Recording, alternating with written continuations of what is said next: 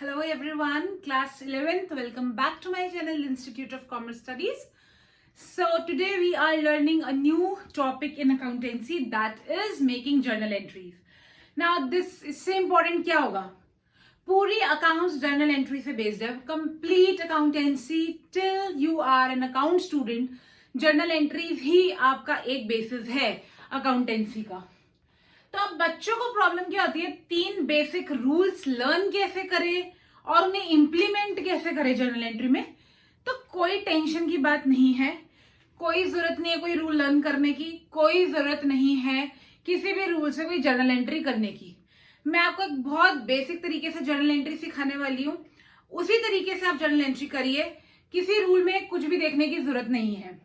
3 rules है accountancy के. कौन कौन से? Debit all expenses, credit all income, debit the receiver, credit the giver, and debit what comes in, credit what goes out. 3 rule है, उसी से जर्नल एंट्री करते हो, भूल जाओ, कुछ करने की जरूरत नहीं है. जर्नल एंट्रीज के लिए ये 3 रूल्स याद करते करते अपने आप आ जाएंगी, कहीं पे कुछ इंप्लीमेंट करने की जरूरत नहीं है. आई होप फॉर्मेट सबको आता होगा. Date, particulars, ledger folio, debit and credit. I show you. सबसे पहले date. Format is very important. अगर आप सोचो कि फॉर्मेट से भी बच जाओ और स्लैश स्लैश करके जर्नल एंट्रीज बना लो, फिर मार्क्स नहीं मिलेंगे. लेजर फोलियो के छोटा सा कॉलम, जब असली में अकाउंटेंट बन जाओगे तब समझ आएगा इसका क्या रूल है. Debit and credit. Alright, so this is the format.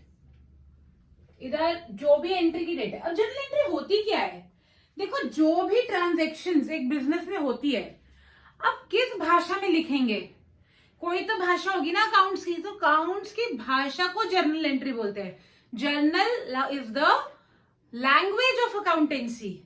जो भी ट्रांजैक्शंस हो रही है बिजनेस में, only monetary transactions, non monetary का कोई लेना देना नहीं अकाउंट से. जहां पैसा नहीं वहां अकाउंट्स नहीं. पैसे वाली ट्रांजैक्शंस को रिकॉर्ड कैसे करते हैं अकाउंट्स में?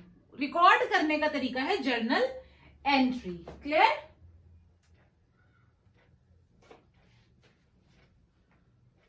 तो मैं अभी आपको बहुत ही बेसिक एंट्रीज कराऊंगी, क्योंकि एकदम से सारी करा दूंगी तो बहुत बड़ा ब्लंडर हो जाएगा आपके लिए. बेसिक एंट्री से शुरू करेंगे. सिर्फ एक ही चीज बताऊंगी अभी, एक ही चीज याद रखनी है. पैसे आ रहे हैं तो कैश डेबिट, पैसे जा रहे हैं तो कैश क्रेडिट. क्या बोला मैंने? पैसे आ रहे हैं तो कैश डेबिट, और पैसे जा रहे हैं तो कैश क्रेडिट. पैसे आ रहे हैं तो डेबिट, पैसे जा रहे हैं तो क्रेडिट. ठीक है, मैंने यहाँ 6 एंट्रीज लिखी है. आज हम ये सिर्फ 6 एंट्रीज ही करेंगे. ठीक है, फॉर एग्जाम्पल अमाउंट लिख देती हूँ मैं. ₹1000, 1500, 2000, 2500, 3000 and again 3000. ऑलराइट, एक बार दोबारा. पैसे आ रहे हैं तो डेबिट, जा रहे हैं तो क्रेडिट. पहली एंट्री, परचेज्ड गुड्स. अगर मैंने गुड्स खरीदे है ना, तो पैसे आएंगे या जाएंगे?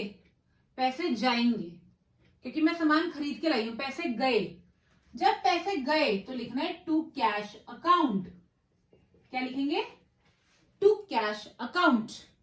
ठीक है, और क्यों गए? क्योंकि मैंने सामान खरीदा है, तो ऊपर लिखेंगे परचेजेस अकाउंट डेबिट. डेबिट ऐसे लिखते हैं, क्रेडिट ऐसे लिखते हैं. जो चीज डेबिट में लिखनी है उसके साथ डेबिट लिखना है. लेकिन कुछ बच्चे क्या करते हैं, टू कैश क्रेडिट. नहीं, ये नहीं करना है. टू का मतलब ही क्रेडिट है. ठीक है, तो परचेज किया है सामान, ये डेबिट में ऐसे लिखेंगे. जो भी लिखना है डेबिट में उसके साथ डेबिट, और क्रेडिट में जो भी लिखना है वो टू करके लिखेंगे. तो जब मैंने सामान खरीदा तो पैसे गए टू कैश अकाउंट. क्यों गए? क्योंकि मैंने सामान खरीदा. Purchase account debit. कितने खरीदा? ₹1000 डेबिट में और ₹1000 क्रेडिट में. याद रखिए, एग्जाम में आपको नरेशन जरूर लिखनी है. नरेशन कैसे लिखते हैं? कि ये एंट्री मैंने क्यों बनाई है? Being goods purchase. बीइंग के साथ बीइंग हमेशा लिखना है. डेट भी गिवन होगी तो डेट भी लिखिए. बीइंग क्या किए मैंने, गुड्स खरीदे, goods purchased, first entry done. Let's come to another entry, goods sold, सामान बेचा है।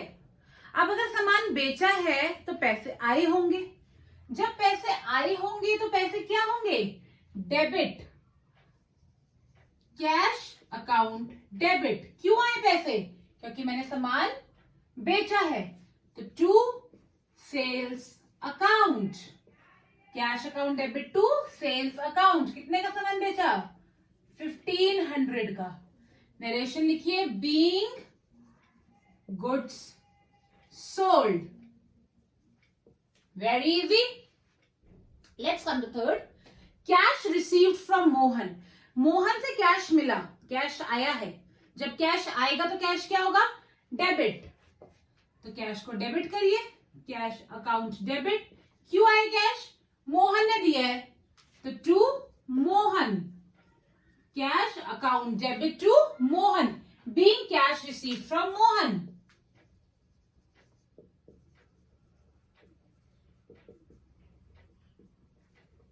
कितना कैश मिला है मोहन से, 2000 डेबिट में, 2000 क्रेडिट में। डेबिट के साथ डेबिट आएगा, क्रेडिट के साथ 2 आएगा। याद रखिए जब पर्सन का नाम आता है तो उसके साथ अकाउंट नहीं लिखते, टू मोहन अकाउंट नहीं लिखेंगे। जब भी पर्सन का नाम लिखेंगे अकाउंट नहीं लिखेंगे, ठीक है। नेक्स्ट, कैश पेड टू परम, परम को कैश दिया है तो कैश गया, जब कैश गया तो क्रेडिट में, टू कैश, नीचे वाली लाइन में टू कैश। किसको गया कैश, परम को, परम अकाउंट नहीं लिखेंगे, नाम है debit, Param debit to cash account. कितना कैश दिया है, 2500, ठीक है। नेक्स्ट एंट्री लिख दीजिए, cash paid to, being cash paid to Param, being cash paid to Param. Withdrawn cash from bank, bank में से कैश निकाला है। अगर बैंक में से कैश निकाला है तो मेरे पास आया है ना कैश, जब कैश मेरे पास आया है तो कैश क्या होगा, debit, cash account debit to, कहां से आया, बैंक से, to bank account.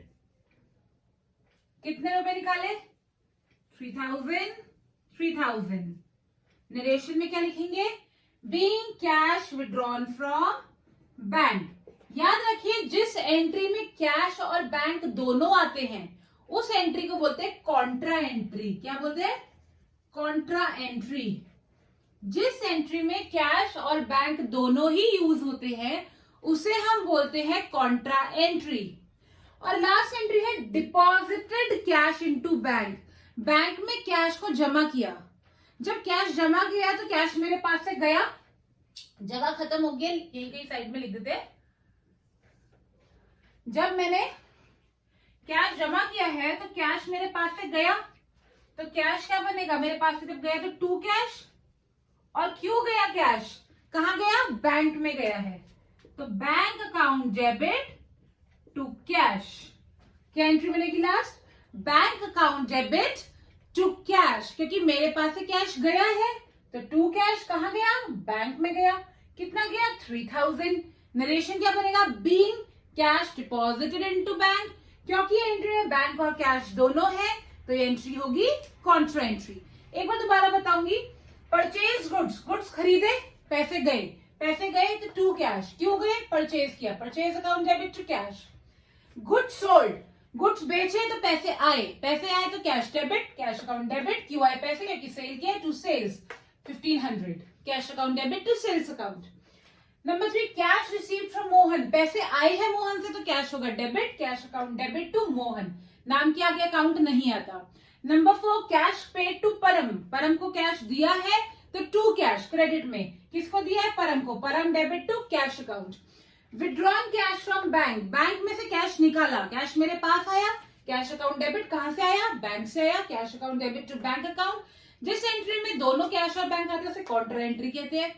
Then deposited cash into bank, cash मेरे पास से गया, जब कैश जाएगा तो टू कैश, कहां गया, बैंक में गया, bank account debit to cash account.